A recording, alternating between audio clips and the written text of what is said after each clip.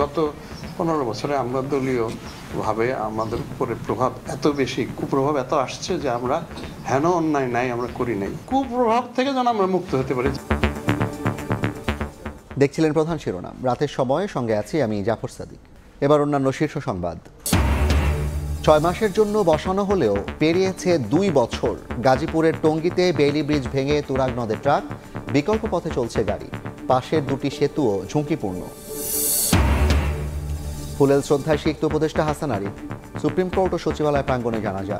সিএমএইচে রাখা হবে মরদেহ। কানাডা থেকে মেয়ে ফেরার পর সোমবার দাফন।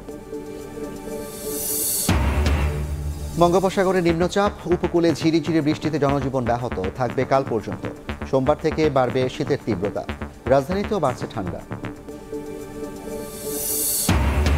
এবং BPL trophy tour Dhaka, Chattogram ও সিলেটে যুব বিশ্বকাপ জয়ী দলকে আর্থিক পুরস্কারের ঘোষণা।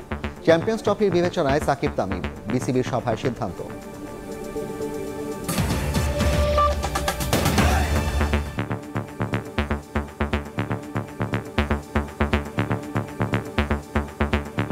জুলাই আগস্টে ছাত্র জনতার অভ্যুত্থানে শহীদ ও আহতদের প্রথম ধাপের খসড়া তালিকা প্রকাশ করেছে গণ অভ্যুত্থান সংক্রান্ত বিশেষ সেল। তালিকায় শহীদ 858 জন এবং আহত 11,551 জনের নাম প্রকাশ করা হয়েছে। বিকেলে গণ অভ্যুত্থান সংক্রান্ত বিশেষ সেলের অতিরিক্ত সচিব খন্দকার জহিরুল ইসলাম স্বাক্ষরিত বিজ্ঞপ্তিতে বলা হয়, প্রথম ধাপের উল্লিখিত খসড়া তালিকা দুটি 23 ডিসেম্বর পর্যন্ত উন্মুক্ত থাকবে। প্রকাশিত খসড়া তালিকায় শহীদ ও আহত ব্যক্তিদের নাম, ঠিকানা ও অন্যান্য তথ্য যাচাই, সংশোধন বা চূড়ান্ত করতে মতামত দেওয়া যাবে। বিগত 15 বছরে রাজনৈতিক দলের স্বার্থে এমন কোনো অন্যায় নেই যা পুলিশ করেনি। বিশ্বে এমন ঘটনার নজির নেই বলে মন্তব্য করেছেন পুলিশের মহাপরিদর্শক বাহারুল আলম। দুপুরে সিলেট মেট্রোপলিটন পুলিশের সদর দপ্তরে সম্মেলন কক্ষে সাংবাদিকদের সঙ্গে মতবিনিময় অনুষ্ঠিত হয়। আইজিপি বলেন, রাজনৈতিক প্রভাবমুক্ত বাহিনী বিনির্মাণে কাজ চলছে। এ সময় 5 আগস্টের পর দেশব্যাপী বিভিন্ন মামলায় আসামি হলেও নির্দোষ কাউকে গ্রেপ্তার না করার নির্দেশ দেন বাহারুল আলম। সভায় SMP commissioner Mohammad Rezaul Karim, DIG Mohammad Mushfiqur Rahman সহ পুলিশ বিভাগের শীর্ষ কর্মকর্তারা উপস্থিত ছিলেন। বিভিন্ন বাহিনী বা বিভিন্ন কর্তৃপক্ষের কাছে সুবিধামতো আরো বাড়তি কিছু নাম ঢুকে গেছে। এই ধরনের গত 15 বছরে আমরা দলীয়ভাবে আমাদের উপরে প্রভাব এত বেশি, কুপ্রভাব এত আসছে যে আমরা হেন অন্যায় নাই আমরা করি নাই। আপনারা জানেন, আমরাও জানি। রাজনীতিবিদরাই তো আলটিমেটলি আমাদের কাণ্ডারি, দেশ তো তারাই চালাবেন। এখন তাদের সুপ্রভাব যেন আসে, কুপ্রভাব থেকে যেন আমরা মুক্ত হতে পারি। ফ্যাসিবাদের পতন হলেও গণতন্ত্রের জন্য নির্বাচন জরুরি বলে মন্তব্য করেছেন বিএনপির স্থায়ী কমিটির সদস্য নজরুল ইসলাম খান। বলেছেন, গণতন্ত্র প্রতিষ্ঠায় সব দলকে নিয়ে এগিয়ে যাবে বিএনপি। সন্ধ্যায় গুলশানে বিএনপি চেয়ারপারসনের রাজনৈতিক কার্যালয়ে লিয়াঞ্জ কমিটি এবং 12 দলীয় জোটের সঙ্গে বৈঠকে যোগ দেন দলের মহাসচিব মির্জা ফখরুল ইসলাম আলমগীর। সমসাময়িক রাজনীতি, আগামী নির্বাচন ও পঞ্চদশ সংশোধনীর রায়ের পর গণভোট ব্যবস্থা আলোচনায় স্থান পায়। পরে নজরুল ইসলাম খান জানান, বিদ্যমান রাজনৈতিক অবস্থা নিয়ে আলোচনা হয়েছে।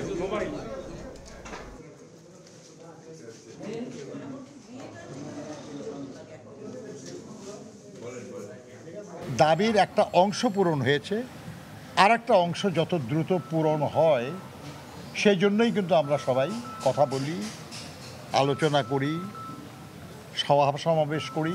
ফ্যাসিবাদের পতন হয়েছে কিন্তু গণতন্ত্র পুনঃপ্রতিষ্ঠা হয় নাই। সেটা পুনঃপ্রতিষ্ঠা হবে যখন জনগণ অবাধে, নির্বিঘ্নে, শান্তিতে তার ভোটাধিকার প্রয়োগ করে এ রাষ্ট্র পরিচালনার দায়িত্ব তাদের নির্বাচিত প্রতিনিধিদের দিতে পারবেন। দীর্ঘদিনের সহকর্মীদের ফুলেল শ্রদ্ধায় সিক্ত হলেন উপদেষ্টা হাসান আরিফ। সুপ্রিম কোর্ট প্রাঙ্গণে তাকে শেষ বিদায় জানানো হলো শ্রদ্ধা ভালোবাসায়। সেখানে অনুষ্ঠিত হয় দ্বিতীয় জানাজা। এরপর মরদেহ নেওয়া হয় সচিবালয়ে। জ্যেষ্ঠ আইনজীবী, সরকারের উপদেষ্টা ও আমলারা বলছেন, প্রায় সব ক্ষেত্রেই সর্বোচ্চ পেশাদারত্বের সাক্ষ্য রেখে গেছেন হাসান আরিফ। দীর্ঘদিন পর নিথর দেহে এলেন 54 বছরের কর্মস্থলে। শনিবার সকালে সুপ্রিম কোর্ট প্রাঙ্গণে আনা হয় অন্তর্বর্তী সরকারের ভূমি, বেসামরিক বিমান পরিবহন ও পর্যটন মন্ত্রণালয়ের উপদেষ্টা এএফ হাসান আরিফের মরদেহ। সাবেক এই অ্যাটর্নি জেনারেলের প্রতি শেষবারের মতো শ্রদ্ধা জানান সহকর্মীরা। এরপর সেখানে অনুষ্ঠিত হয় দ্বিতীয় নামাজে জানাজা। হাসান আরিফের বর্ণাঢ্য জীবনের স্মৃতিচারণ করেন সিনিয়র আইনজীবীরা। ছাত্র জনতার বিপ্লবের পরে বাংলাদেশের নতুন বাংলাদেশের একজন উপদেষ্টা হিসেবে দায়িত্ব পালন করেছেন, সর্বজনের কাছে গ্রহণযোগ্য।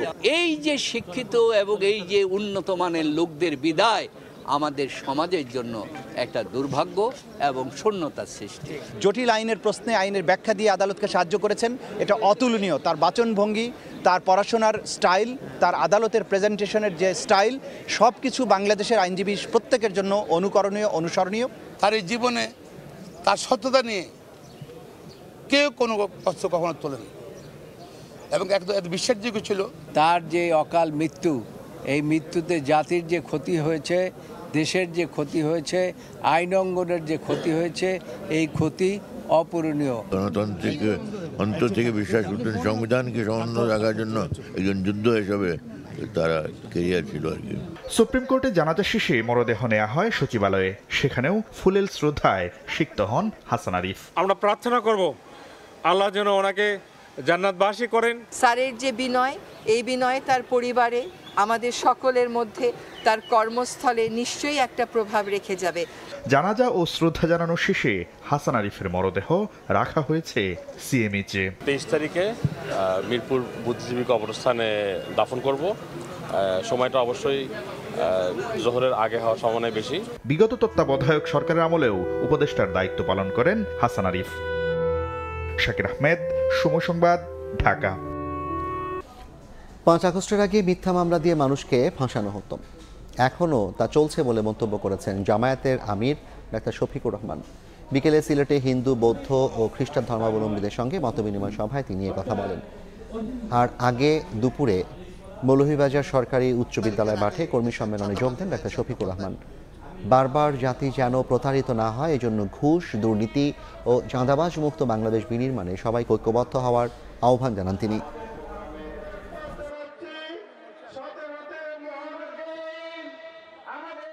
আগস্টের 5 তারিখের আগেই দেশে চাঁদাবাজি হয়েছে, দখলদারি হয়েছে, মানুষের উপর জুলুম হয়েছে, মিথ্যা মামলা হয়েছে, মিথ্যা মামলায় ফাঁসিয়ে বাণিজ্য করা হয়েছে, এখনও সেটা আছে।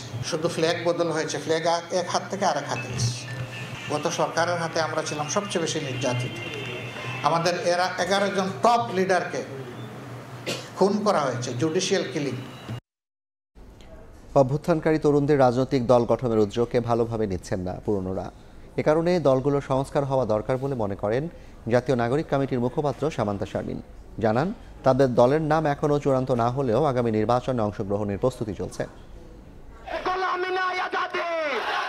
অভ্যুত্থানকারী তরুণদের প্ল্যাটফর্ম জাতীয় নাগরিক কমিটি এবার আগামী সংসদ নির্বাচনে অংশগ্রহণের পরিকল্পনা নিয়ে এগোচ্ছে।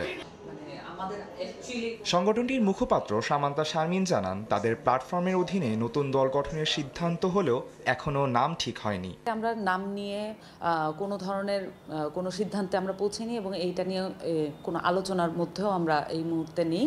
আমরা আপাতত মনে করছি যে সাংগঠনিক কাজ করা এবং মানুষের মধ্যে যাওয়া এবং যেই আপকামিং জায়গাগুলো আছে রাষ্ট্র পুনর্গঠনের জন্য, যে জায়গাগুলো আসলে নিশ্চিত করা প্রয়োজন এবং যেই জায়গাগুলো টাচ করা প্রয়োজন সাংগঠনিকভাবে, সেই জায়গাগুলো আসলে আমরা বেশি কাজ করছি। এই মুহূর্তে সাংগঠনিক প্রক্রিয়ায় সবচেয়ে বেশি গুরুত্বপূর্ণ এবং মাঠ গোছানোর যেই ব্যাপারটা, সেটাই সবচেয়ে বেশি আমরা গুরুত্বের সাথে করছি। তবে রাজনীতিতে তরুণদের দেখতে চায় না পুরনোরা, এই অভিযোগ করে দলগুলোর সংস্কারে জোর দেন সামান্তা। আমরা বাধার সম্মুখীন হচ্ছি, আমরা আক্রমণের শিকার হচ্ছি এবং এই আক্রমণ আসলে নির্দিষ্ট দলের কাছ থেকে আসছে। তো আমরা আসলে এই অভিজ্ঞতায় খুবই, আপনারা দেখেছেন যে আমাদের 16ই ডিসেম্বরে বরিশালের যে প্রোগ্রামে আমাদের কর্মসূচিতে বিজয় র্যালিতে আক্রমণ করা হয়েছে। অভ্যুত্থানে যত মানুষ আসলে রাস্তায় সেই ফাইটটা করেছেন, সংগ্রামটা করেছেন, তাদেরকে একত্রিত করে আমরা আমাদের সাংগঠনিক প্রক্রিয়া করছি। নির্ভয় ভোটাধিকার প্রয়োগের পরিবেশ নিশ্চিত হলেই নির্বাচন চায় জাতীয় নাগরিক কমিটি। আমরা মনে করি যে নির্বাচন খুবই গুরুত্বপূর্ণ, কিন্তু নির্বাচন একমাত্র গুরুত্বপূর্ণ বিষয় নয় গণতন্ত্র প্রতিষ্ঠার জন্য। তো আমরা যাতে কোনো ধরনের বাধা ছাড়া, কোনো ধরনের আশঙ্কা ছাড়া যে এই ভোটটা আসলে আমরা যেভাবে করতে চাচ্ছি, এই নির্বাচনটা যেভাবে করতে চাচ্ছি, সেখানে আমরা আসলে কতটুকু পার্টিসিপেট করতে পারবো, এই আশঙ্কা ছাড়াই যাতে সবাই পার্টিসিপেট করতে পারে। কোনো নির্দিষ্ট মতাদর্শকে ধারণ করে নয়, সব মতকে ধারণ করে এগিয়ে যেতে চায় জাতীয় নাগরিক কমিটি। আদনান তুর্য, সময় সংবাদ। রাতের সময় আরও থাকছে। জার্মানিতে বড়দিনের মার্কেটে গাড়ি হামলায় নিহত বেড়ে 5, আহতদের মধ্যে 40 জনের অবস্থা গুরুতর। ঘটনাস্থল পরিদর্শন জার্মান চ্যান্সেলরের, বিশ্ব নেতাদের নিন্দা। মদ্যপ চালকের প্রাইভেট কারের ধাক্কায় বুয়েট ছাত্র নিহতের প্রতিবাদে সোচ্চার সহপাঠীরা।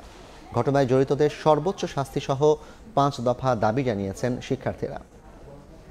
আমার ভাই মরলো কেন? বিচার চাই, বিচার চাই। We want justice, justice, justice. বেপরোয়া প্রাইভেট কারের ধাক্কায় সড়কে ঝরেছে সহপাঠীর প্রাণ। বিচার দাবিতে শনিবারও রাজপথে বাংলাদেশ প্রকৌশল বিশ্ববিদ্যালয় বুয়েটের শিক্ষার্থীরা। নাকি ক্ষমতা, ঝাঁঝালো স্লোগান মিছিলে প্রকাশ পাচ্ছে ক্ষোভ আর প্রতিবাদের ভাষা। আর নয় প্রাণহানি, সড়ক হতে হবে নিরাপদ, দাবি উঠছে শিক্ষার্থীদের সোচ্চার কণ্ঠে। বিক্ষোভ মিছিলের আগে বুয়েটের শহীদ মিনারের সামনে গণমাধ্যমের সঙ্গে কথা বলেন শিক্ষার্থীরা। এটি কোনো দুর্ঘটনা নয়, বরং চালক নেশাগ্রস্ত অবস্থায় বেপরোয়াভাবে গাড়ি চালিয়ে আমাদের একজন সহপাঠীকে নির্মমভাবে হত্যা করে। অভিযুক্তদের আইনজীবী গণমাধ্যমে বিভিন্ন রকমের বিভ্রান্তিমূলক তথ্য দিয়ে ঘটনাকে ধামাচাপা দেওয়ার চেষ্টা করছেন। বিভিন্নভাবে বিচার প্রক্রিয়াকে ভিন্ন দিকে নিয়ে যাওয়ার প্রচেষ্টা আমাদেরকে শঙ্কিত করেছে।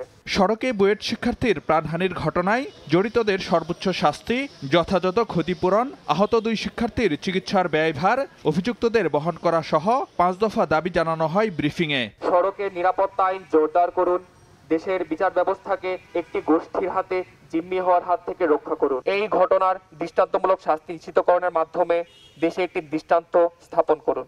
অপরাধী যে পরিবারের সদস্য হোক না কেন, কেউই আইনের ঊর্ধ্বে নন। গাজীপুরের টঙ্গীতে ট্রাক সহ তুরাগ নদে ভেঙে পড়ল বেইলি ব্রিজ। এতে ঢাকা ময়মনসিংহ মহাসড়কে যান চলাচল ব্যাহত হওয়ায় ভোগান্তিতে পড়েন চালক যাত্রীরা।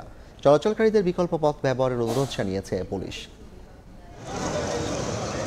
টঙ্গী গাজীপুর মহাসড়কটি যেখানে এসে মিলেছে সেই জায়গাটি হলো রাজধানীর অন্যতম প্রবেশপথ আব্দুল্লাপুর। এখানে 24 ঘন্টা যানবাহনের চাপ থাকে চোখে পড়ার মতো।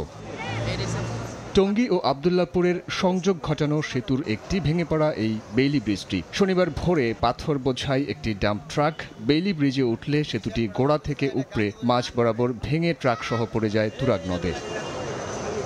একই সময় নদীতে পড়ে একটি সিএনজি অটো রিকশা। ঘটনার পরপরই আশপাশের লোকজন সহায়তার জন্য এগিয়ে আসেন। ট্রাকটা আগে আসলো, পিছনে একটা সিএনজিও ছিল। হঠাৎ করে দেখি যে সিএনজিও নাই, ট্রাকও নাই। দৌড়ে আইলাম, একটা আওয়াজ হইলো, আয় দেখলাম যে গাড়ি দুটোটা নিচে। পথচারী, যাত্রী ও চালকরা বলছেন পাশে থাকা 2টি সেতুও ঝুঁকিপূর্ণ। ভয়, শঙ্কা ও আতঙ্ক নিয়ে যাতায়াত করতে হয় তাদের। নিচে কোনো পিলার টিলার কিছু নাই, অনেক ঝুঁকিপূর্ণ এটা ব্রিজটা। এটা অনেক আগের থেকেই নাজুক, এটা দেখার মতো তো কেউ নাই।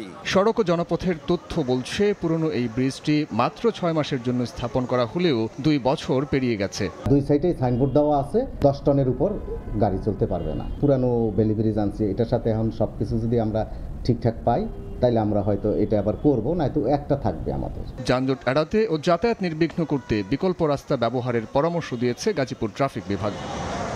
সাইফুল রুদ্র, সময় সংবাদ, টঙ্গী, গাজীপুর।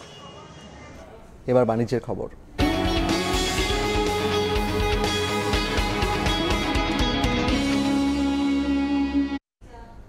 ভারতের ভিসা বন্ধ থাকায় এখন বাংলাদেশের পর্যটকরা বেছে নিচ্ছেন চীন, মালয়েশিয়া, থাইল্যান্ড কিংবা মালদ্বীপ। তবে সহজ গন্তব্য হওয়ায় ঢাকা দিল্লির সম্পর্ক ইতিবাচক রাখার পরামর্শ বিশেষজ্ঞদের।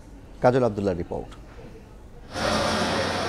বাংলাদেশি পর্যটকদের সহজ ভ্রমণ ও চিকিৎসাজনিত কারণে বরাবরই শীর্ষে ছিল ভারতের বিভিন্ন দর্শনীয় স্থান। কিন্তু জুলাই আগস্ট বিপ্লবের কারণে ভারত কর্তৃক সাধারণ ভিসা এখনো বন্ধ। এমন প্রেক্ষাপটে বিদেশে ঘোরাফেরায় ভ্রমণকারীরা বেছে নিচ্ছেন কাছের অনেক দেশ। দেশের বাইরে যাচ্ছে পরিকল্পনা নাই, দেশের বাইরে না, দেশের কক্সবাজার যাওয়ার ইচ্ছে ছিল অনেকদিন ধরে, ছেলেমেয়েরা পরীক্ষা শেষে যখন কক্সবাজার যাচ্ছে। বাংলাদেশে তো ঘোরার মতন অনেক পর্যটক জায়গা রয়েছে এবং পার্শ্ববর্তী দেশ থাইল্যান্ড আছে বা নেপাল আছে, এখানে ঘোরার জন্য সুইটেবল। সবারই উচিত আগে দেশ ভ্রমণ করে বিদেশে ভ্রমণের প্রতি আগ্রহী হওয়া। চলতি মৌসুমে দক্ষিণ এশিয়ার বেশ কয়েকটি দেশে সংখ্যা বেড়েছে পর্যটকদের, এমন তথ্য ট্রাভেল ও ট্যুর এজেন্সিদের সংগঠন আটাবের। নতুন ডেস্টিনেশন হিসেবে আমরা দেখতে পাচ্ছি যে শ্রীলঙ্কা, মালদ্বীপটা মোটামুটি ভালো জনপ্রিয়তা পাচ্ছে ইদানিং।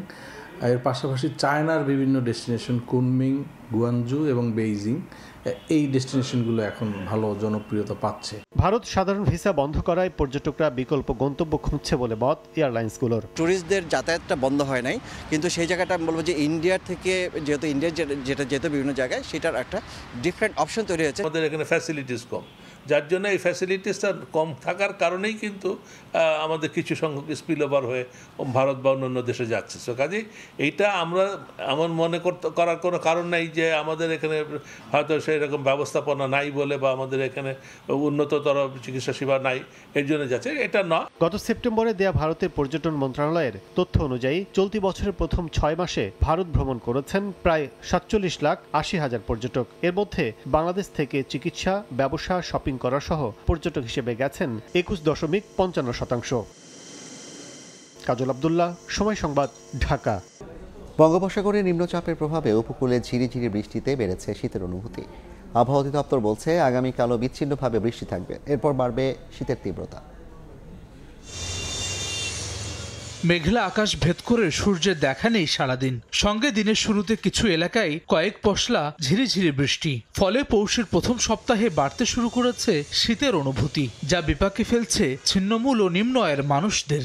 আজকে সকাল ধরে সূর্য দেখা না যাতে অনেক মাস কষ্টে আছে ঢাকা শহরে। খাইতে লইতে কাম কাজ করতে সব দিকে অসুবিধা। যাত্রী পাইতাছি না, এখন বর্তমানে ভাড়া পাইতাছি না, কোনো ঠান্ডার লেগে লোকজন বাইরে না। তো সাগরে নিম্নচাপের প্রভাবে গুড়ি গুড়ি বৃষ্টি ঝরেছে খুলনা, বরিশাল ও চট্টগ্রামের উপকূলীয় এলাকায়। এতে বাধাগ্রস্ত হয় প্রত্যন্ত এলাকার মানুষের স্বাভাবিক জীবনযাত্রা। বৃষ্টি পড়তে আছে, আবহাওয়া বর্তমানে খুবই একটা খারাপ আবহাওয়া, খুব বিভিন্ন কাজের মানুষগুলো হিমশিমের মধ্যে পড়তে আছে। আবহাওয়া অফিসের পূর্বাভাস, আগামীকালও ঝরবে ঝিরিঝিরি বৃষ্টি, এরপর আরও বাড়বে শীতের তীব্রতা। গতকাল সন্ধ্যা থেকেই মেঘমালা আসা শুরু করেছে এবং একটি গুমট পরিবেশ তৈরি করেছে। বিশেষ করে খুলনা, বরিশাল, চট্টগ্রাম এবং ঢাকা বিভাগের বিভিন্ন জায়গায় অতি সামান্য বৃষ্টিপাত রেকর্ড করা হয়েছে। এই বৃষ্টিপাতের পর আগামীকাল থেকে তাপমাত্রা একটু কমে যাবে এবং বিদ্যমান যে শীত পরিস্থিতি তার একটু অবনমন হতে পারে। বঙ্গোপসাগরে সৃষ্ট সুস্পষ্ট লঘুচাপ নিম্নচাপে পরিণত হয় শুক্রবার সন্ধ্যায়। এটি ঘূর্ণিঝড়ে পরিণত হওয়ার শঙ্কা নেই বলে জানিয়েছেন আবহাওয়া অফিসের কর্মকর্তা। উত্তর পূর্বাঞ্চল পর্যন্ত যদি একটা হাসান ওয়ালি, সময় সংবাদ, ঢাকা। জার্মানিতে বড়দিনের মার্কেটে পথচারীদের ওপর গাড়ি উঠিয়ে হামলার ঘটনায় নিহত বেড়ে 5 জনে পৌঁছেছে। আহতদের মধ্যে 40 জনের অবস্থা গুরুতর। ঘটনাস্থল পরিদর্শন করেছেন জার্মান চ্যান্সেলর। এই হামলাকে গণহারে অভিবাসনের ফল উল্লেখ করে শলৎজের পদত্যাগ দাবি করেছেন মার্কিন ধনকুবের ইলন মাস্ক। জার্মানি থেকে বিস্তারিত জানাচ্ছেন বিটু বড়ুয়া। জার্মানির মাগদেবুর্গে বড়দিনের মার্কেটে গাড়ি হামলার ঘটনায় শোকে স্তব্ধ গোটা দেশ। শনিবার ঘটনাস্থলে জড়ো হয়ে নিহতদের প্রতি শ্রদ্ধা জানান হাজারো মানুষ। এদিন সেখানে পরিদর্শনে আসেন জার্মান চ্যান্সেলর ওলাফ শলৎজ। হামলার ঘটনাকে নৃশংস ও হৃদয় বিদারক বলে উল্লেখ করেন তিনি। জার্মানিতে এমন হামলার ঘটনায় তীব্র নিন্দা জানিয়েছেন বিশ্ব নেতারা। হতাহতের পরিবারের প্রতি সমবেদনা জানিয়েছেন অনেকে। আর এই হামলাকে জার্মানিতে গণহারে অভিবাসনের ফল উল্লেখ করে শলৎজের পদত্যাগ দাবি করেছেন মার্কিন ধনকুবের ইলন মাস্ক। নিহতদের পরিবারের প্রতি সমবেদনা জানানোর পাশাপাশি ঘটনার তীব্র নিন্দা জানিয়েছে সৌদি আরবের পররাষ্ট্র মন্ত্রণালয়। তাদের দাবি, হামলাকারীর বিষয়ে আগেই সতর্ক করা হলেও তা গুরুত্ব দেয়নি জার্মান প্রশাসন। জার্মানিতে রাজনৈতিক আশ্রয় প্রত্যাশী কিংবা অভিবাসীদের দ্বারা বারবার এমন দুষ্কর্মের ফলে পাল্টে যেতে পারে দেশটির সমাজ, রাজনীতি এবং অর্থনীতির চিত্র। অভিবাসন বিশেষজ্ঞরা বলছেন, এর ফলে জার্মানির যে উদার অভিবাসন নীতি রয়েছে সেটি যেমন সংকটে পড়বে, তেমনি বিপদ বাড়তে পারে বিশ্বের বিভিন্ন দেশ থেকে আসা বিদেশিদের। জার্মানি থেকে বিটু বড়ুয়া, সময় সংবাদ। আবারও চ্যাম্পিয়ন্স ট্রফির দল নির্বাচনে সাকিব তামিমের অন্তর্ভুক্তি ইস্যুতে অস্পষ্ট উত্তর বিসিবি সভাপতি ফারুক আহমেদের। জানান, অবসর না নেওয়ায় বিবেচনায় আছেন দুজনই। বল ঠেলে দিলেন নির্বাচকদের কোর্টে। বোর্ডের 16তম সভা শেষে সিদ্ধান্ত আসে প্রথমবারের মতো নারীদের উইনিং বোনাস চালুর। অনূর্ধ্ব-19 এশিয়া কাপ জয়ী দলের প্রত্যেক সদস্যকে 3 লাখ টাকা বোনাস দেওয়ার ঘোষণাও দেন বিসিবি সভাপতি। জানান, বিপিএল এর আগে ঢাকা, চট্টগ্রাম, সিলেটে হবে ট্রফি ট্যুর। বিসিবির আরও এক ম্যারাথন সভা, উপস্থিত 7 পরিচালক। কোরাম পূরণের জন্য অনলাইনে যুক্ত আরও 3। সিদ্ধান্ত যতটা তার চাইতেও বেশি ধোঁয়াশা। গেল কয়েক মাস ধরেই দেশের ক্রিকেটে talk of the town Shakib Al Hasan. NCL দিয়ে আবারও ক্রিকেটে ফিরেছেন তামিমও। কিন্তু মাস দুয়েকের কম সময় বাকি থাকলেও বোর্ড জানে না চ্যাম্পিয়ন্স ট্রফিতে আদৌ তারা খেলবেন কিনা। সভাপতির কণ্ঠেও শোনা গেল সেই পুরানো গানই। যদি কোনো প্লেয়ার রিটায়ার না করে থাকে, he is definitely available for selection. সাকিবের ইস্যুটা it's a totally different issue. এটাতে আসলে নতুন করে কিছু না। তামিমেরটা চিফ সিলেক্টর যেই কথা বলেছেন, এখনও কোনো পলিসি নাই। যদি কোনো প্লেয়ার রিটায়ার না করে থাকে আর যদি সিলেক্টররা মনে করে তাকে টিমে দরকার, তখন ওই সিলেকশন কমিটি আসলে ওই প্লেয়ারের সাথে পার্টিকুলার প্লেয়ারের সাথে আলাপ করা দরকার। কথা ছিল এই সভায় চূড়ান্ত হবে স্ট্যান্ডিং কমিটি, কিন্তু হয়নি সেটিও। এজন্য আরো সপ্তাহখানেক সময় চাইলেন বিসিবি বস। স্ট্যান্ডিং কমিটিগুলো আমাদের এক একজনের 3-4টা করে কমিটি, সেটা আজকে আলোচনা হয়েছে। আমরা একটা তৈরি করেছি, এটা আমি অনেকবার বলেছি এই সপ্তাহ, বাট এটা হয়নি, বাট এবার কনফার্ম হবে। নতুনত্ব যে একেবারেই নেই তাও নয়। বিপিএলকে আরো আকর্ষণীয় করে তুলতে এবারই প্রথমবারের মতো হবে ট্রফি ট্যুর। উইনিং বোনাস পাচ্ছেন নারী ক্রিকেটাররা, বোনাস পাচ্ছেন এশিয়া কাপ জয়ী যুবারাও। মিউজিক ফেস্টে ঢাকা, চিটাগং, সিলেটে ট্রফি ট্যুর হবে একটা। এশিয়া কাপ যে টিমটা চ্যাম্পিয়ন হয়েছে, প্রত্যেক প্লেয়ার অফিসিয়াল যারা আছে পুরো ফুল স্কোয়াডকে পার পার্সন 3 লাখ টাকা করে আমরা প্রাইজ মানি অ্যানাউন্স করেছি। মেয়েদেরও উইনিং বোনাস চালু করেছি, এটা নতুন জিনিস। তবে চ্যাম্পিয়ন্স ট্রফিতে শান্তর অধিনায়কত্ব নিয়ে কোনো আলোচনা হয়নি এই বোর্ড মিটিংয়ে। সিদ্ধান্ত এসেছে বিপিএল এর ফ্র্যাঞ্চাইজিগুলোর পার্টিসিপেশন মানি কমানোর। সঙ্গে আগের বোর্ডের দেয়া সব প্রতিশ্রুতি রাখবে ফারুক আহমেদের বর্তমান পরিচালনা পর্ষদ। যা প্রমিস করেছিল আগের বোর্ডে, ওইটা আমরা ফুলফিল করছি। মাহবুব রিমন, সময় সংবাদ, ঢাকা। এই ছিল রাতের সময়। সঙ্গে থাকুন সময়।